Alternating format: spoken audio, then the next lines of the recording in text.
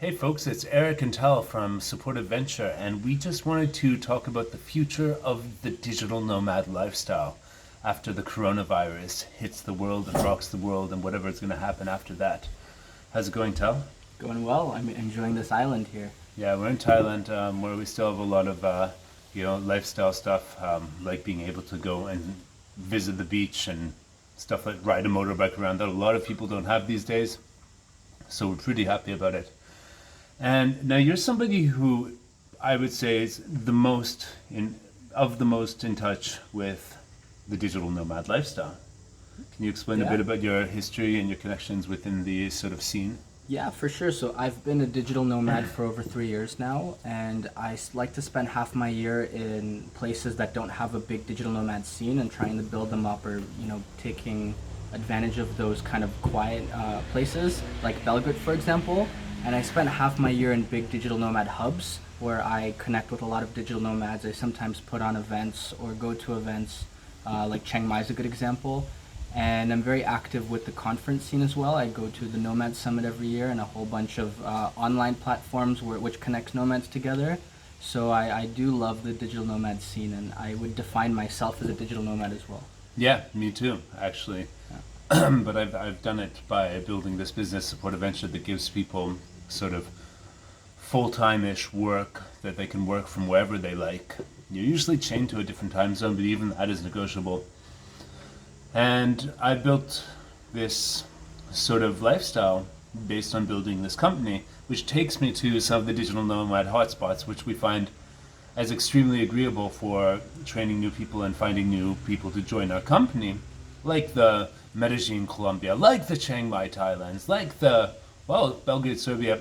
I'd say it's a good place to set up well for digital nomads, and everyone who goes there finds it as such, but it's not really on the hotspot of maps like other Like cities. Lisbon or Kiev or the big Yeah, ones in Europe. yeah. So, what did the lifestyle look like before this? There are all sorts of different people with all sorts of different sort of ways of earning their income, traveling from place to place whenever they like. So, how is that changing now? What do you think? Well, I mean, one of the big freedoms that defines the digital nomad community is the location independence, which means that you can hop on a flight anywhere that your passport allows you to. And of course, now borders are shut. So the very concept of digital nomads relies very heavily on the, open borders and ability to travel. So right now, all the digital nomads all around the world are stuck wherever they are. And for some people, it's not so bad. Like for us here in Thailand, it's Yeah, better than we if saw we, this one coming. yeah, yeah. If I would be in Canada or where I am from, or if Eric would be in Belgrade where he usually lives, both those Different places story. have much higher I mean, cases. Belgrade's locked down. we So would be more defined by the ability to just carry on business as usual, working from home, than we would be the flexibility of that versus the flexibility of being able to rent an Airbnb in another country, fly there over a weekend, and be there for Monday morning business as usual. So that's changed a lot, but that's only temporary. What I wanted to talk about with this video is where is it going? I think it's going to be interesting to see how it evolves, and definitely if the virus epidemic progresses in such a way that you can't travel without having 14 days quarantine in a certain place where you're arriving or something like that, we're going to see a lot more slow mads, meaning people who will book themselves for a place knowing that it's a hit. They're going to enjoy it based on what they've read or how they've traveled before, and they're going to be spending, something like 3 months in those places and really getting a lot more lifestyle normality and local acclimation to the surroundings that they tend to find themselves in. So, how would you adapt to that? Where would your top places to spend 3 months be, apart from Belgrade, which I know? Or tell them why you like Belgrade yeah, first. so my top three places I'd say in Europe, I would love to be in either Belgrade or Kiev or Lisbon. In Asia, I would like to be in Chiang Mai, or I like Malaysia quite a bit as well. I could see myself spending time in Bali, although I haven't been there. Um, I think, to touch upon the points of how digital nomads will be different after the whole coronavirus thing, I think a big factor will be the price of travel. Yeah. So right now we know that a lot of airlines are completely shut down. Yeah. When they start up again, we don't know exactly how much demand we're going to see in the travel industry. And We whether don't they're know. gonna charge more for a ticket or they're gonna go bargain basement prices to get people on those planes. I think realistically we're going to expect higher prices because we don't have the economies of scale kicking in, and a lot of these airlines are going to be in very, very dire They've financial already laid states. off their staff. Yeah. So I don't know. That's a big factor. I think that with the whole slow travel and slow nomads thing, it's something we've been seeing more and more in the digital nomad community. As a in the natural last year. tendency Yeah. of people wanting more routine, wanting more stability.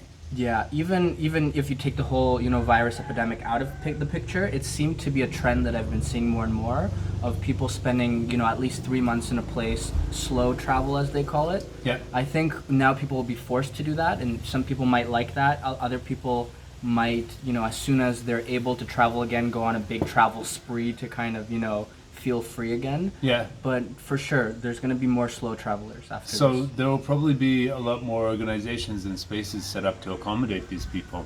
100%. Even if you look at the outside of the digital nomad space, the big cities in let's say North America and Europe, many people are now forced to work remotely, and those people might want to continue to work remotely after the epidemic is over. And go to places where they can cut their costs. Yeah, and companies might realize, why are we keeping our office? Why are we paying 5,000 euros a month for this if we know that our staff can produce good work without it? So I think we're going to see a big push with co-working spaces, with co-living spaces, and with companies that are more relaxed in their remote working policies. And why not give these expats or people, who are working remotely from more affordable places, why not give them more of a chance? Because companies have already been forced to adapt their culture to work remotely. Yeah, I think that's going to be more of a medium to long-term change. I don't think we're going to start seeing that immediately, but I think this is a big push to kind of make that a reality. Yeah, and the reality tends to look like it's going to be more accepted what we're doing. It's going to be more mainstream, isn't it? Yeah. It's going to be more on the radar of common people who are thinking about what to do with their lives if they know that they could go somewhere. And so we're going to see lots of people who are just like willing to give this lifestyle a try because their life has already been disrupted by this whole situation. Yeah. Yeah. I think this is definitely going to be a big push towards digital nomadism for people that haven't even considered it before. Now they suddenly have a remote job. If it stays remote after this whole epidemic is over, why not go to Mexico for the weekend and then Or realize, winter. Yeah, and then realize you can stay there, and there's good infrastructure, and then you'll go back there the second time for longer, and then that's just going to be a seed. It's going to be a start of something. So in 10 or 15 years, we might see, or no, even like in 5 years, we might see a wave of people that have become a digital nomad from the seeds planted through this epidemic of staying at home, of being able to work remotely, and of continuing that trend after the epidemic. And yeah, definitely more people working real jobs, less people chasing this 4-hour work week thing, Yeah. because there might be an uptick on part-time work that will pay you enough to be somewhere like Mexico, and people making a lifestyle decision, hey, I'd rather work from home from Mexico and work less hours than, stay where I'm at and continue working in the rat race and barely having enough to get by. But yeah, these people who are running little online businesses and stuff like that, I guess they'll still be around. But really the full-time worker will become the norm, I think, whereas previously it really wasn't for digital nomads. Yeah. Well, I think we're still going to see the entrepreneurs and the people that are running their own businesses remotely, but they make a much smaller percentage of the population in comparison to just normal workers. And I think as it becomes more normal for jobs to say, yeah, you can go work from Mexico, you can go work from Colombia, you can go and work from Serbia, you Yeah. can go and work from Vietnam, that becomes more accepted. I think that all of these people who are selling the dream of a digital nomad, these people that sell webinars, that teach people how to sell webinars on how to become a digital nomad, and that's their main source of income, you'll see less of those people because it'll just be like, duh, yeah, I'll just apply for a remote job and go move this place, and then I'll be a digital nomad. And the whole mystique of the lifestyle will be will be reduced, I believe, because it'll become just so much more common, and the whole like flexing of people posting pictures of themselves in great places, it'll just become so much more common, and with that there will be a lot more demand for places and places to rent, and there will be a lot more change to neighborhoods as well in these lower cost places that people perceive as desirable or exotic. Don't you think? Yeah, and it's something I'm afraid of. So right now, I love being a digital nomad because it's ability to immerse myself in a new culture, and Yeah. oftentimes I like to surround myself with the locals and learn about that culture as opposed to just be with other Western expats and nomads. But what I'm afraid of is that if you look at what happened to the world before the epidemic with Chinese tourism, there's such massive amounts of tourists that all go to the same spots in Italy and So France. why don't you just go to other spots? Why does this worry you? Because that is completely different than more and more of people becoming digital nomads. Because there are only certain spots in the world right now that have that kind of a hub spot status. So they're going to become completely overfilled. And of course, And it's you'll have to able. find your new favorites. I'll have to find my new favorites, but also it might completely transform government policy or some of the loopholes that digital nomads have been able to use, or it's going to completely change the world. Yeah, they're bound to want to find a way to tax us eventually in countries like Thailand and stuff like that, rather than just charging us for a visa extension. Right. Yeah. Different kind of tax. But the thing that I'm afraid of is the uncertainty of what the world would look like with a lot more digital nomads, because I love this lifestyle and I can't promote it enough or He tell was doing you. it before it was cool. Yeah. But at the same time, it's not sustainable for a large chunk of the world population to I live think it this is. way. I think it is. It might be. I mean, you'll see populations declining in expensive countries in, let's say, North America and Western Well, Europe. that's an equalizer because those more affordable countries will have their local economy invigorated. But the thing to watch is like gentrification and prices being raised to the point where locals can afford it and stuff like that. Yeah, also that's a cultural danger. gentrification as well. You'll see Yeah. less and less of the like, for example, I live a couple months a year in a place called Niman, which is the, let's say, expat hub, the trendy part In of Chiang Chiang Mai, Mai. yeah, but it's also a university center, which gives it that coolness as well. Yeah, but what I'm afraid of is I've been going there for 3 years now, and it's becoming more and more like other Western cities and less like Thailand. So now, if you want that authentic Thai experience, you need to go to either Sentitown or Old Town or even further into the city, as opposed to there. And if that spreads and that grows, and if that happens to other parts of the city as well, it might completely transform it.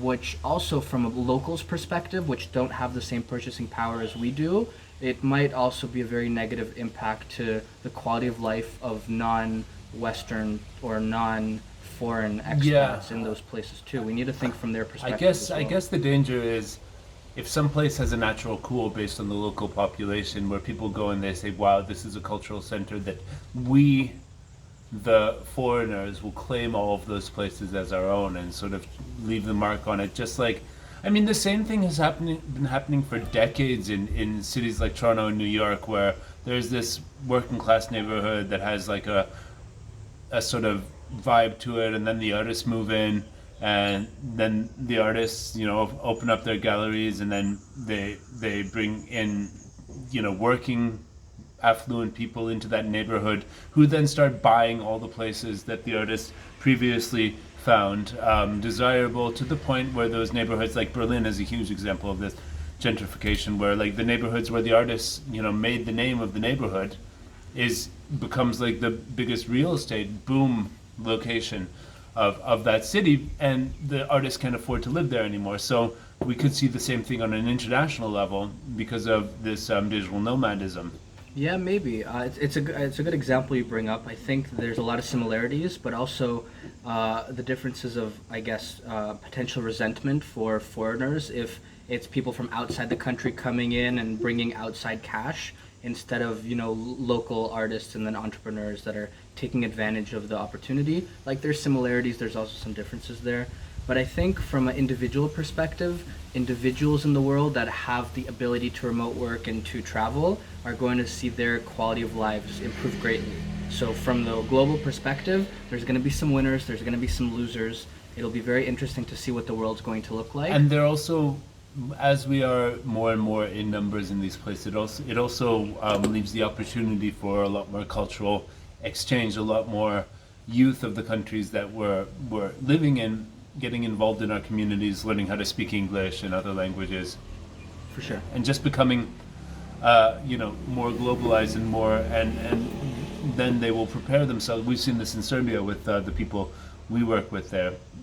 They become more up to speed with our global culture just by hanging out with us, and they become marketable on the global internet economy as a result of that. So, well, it won't just be rich foreigners taking over a place and bring their money and the locals are excluded. There will also be more opportunities for local inclusion through cultural centers, language exchanges, Yeah. and just hiring as well. And I think it's our responsibility as foreigners entering a country to make sure that we're acting and creating experiences in a way that can be accessed by both other foreigners and also make it accessible to the locals and really have an ability to contribute positively to the culture. I think it's on us to kind of make those kind of possibilities.